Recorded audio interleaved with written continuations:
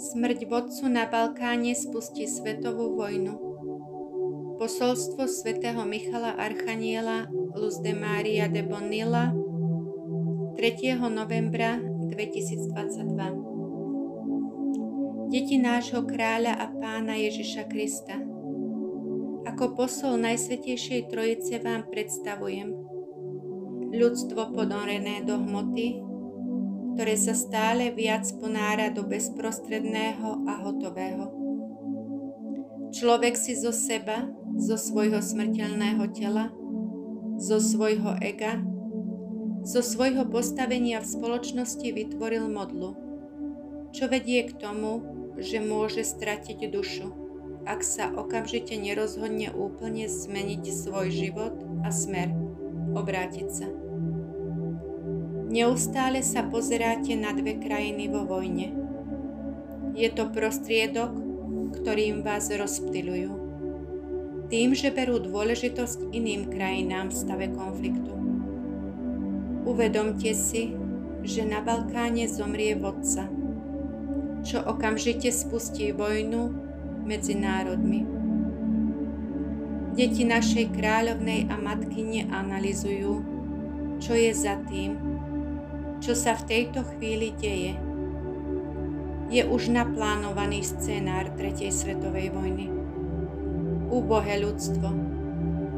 Za vedecké koncepty skrývajú rany, ktoré Zem znovu a znovu dostáva od prírodných síl a nazývajú klimatickú zmenu tým, pred čím nebo varovalo. To, čo sa deje, ženie ľudstvo k naplneniu toho, čo bolo predpovedané. Veľké zmeny urýchlia vznik udalostí na očistenie tejto generácie. Objaví sa pred vami ďalšie znamenie. Červený mesiac krvavej farby, ktorý poznáte ako bobrý mesiac. Novembrové zatmenie mesiaca. Bobor si robí zásoby na zimu, no ohrozujú ho tí, ktorí ho prenasledujú, aby ho lovili. Mesiac oznamuje pokrok ľudstva smerom k jeho očiste. Oznamuje blízkosť veľkých zemetrasení a sopečných erupcií. Predznamenáva bolesť v spoločnostiach, ktoré protestujú vo väčšine krajín. Predznamenáva veľké ozbrojené povstanie s cieľom zvrhnúť vlády. Predpovedá prenasledovanie bezbožného ľudstva svojich bratov. Ľud nášho kráľa a pána Ježiša Krista, ľud plný cností, ktorými bezbožný človek opovrhuje. Je to čas smútku a zúfalstva, vyvolaný inteligenciou muža, ktorý odmietol Najsvätejšiu Trojicu a našu kráľovnú a matku. Jeho duchovné sily upadajú do dekadancie, čo znemožňuje človeku pestovať vieru a ušľachtilé city plné lásky, ako to prikázal náš Pán a kráľ Ježiš Kristus. Toto je éra Ducha Svätého pre tých, ktorí zostanú pevní vo viere. Bude to čas zázrakov pre tých, ktorí sa chcú obrátiť, je čas to dosiahnuť. Nech je tento čas akokoľvek intenzívny, je najlepší na osobné obrátenie. Mapa na ceste je láska. Sprievodca označený, aby ste nezablúdili, je poslušnosť.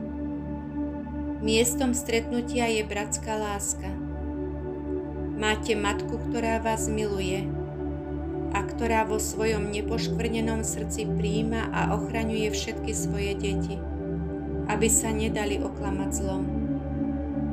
Buďte opatrní, buďte poslušní, bratská láska a milosrdenstvo.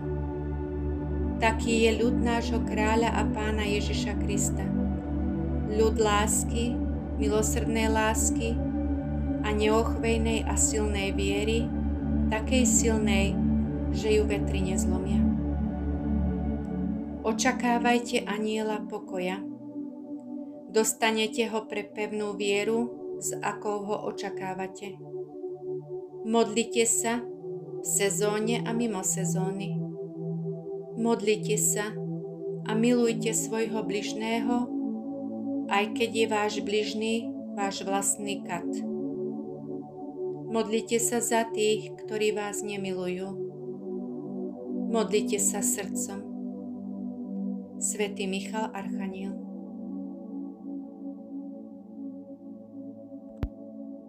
Komentár Luz de Mária. Bratia, veľmi silné volanie svätého Michala Archaniela, ktorý nás vedie k zrkadlu a tvaruje niečo z toho, čo zažijeme pred našimi očami.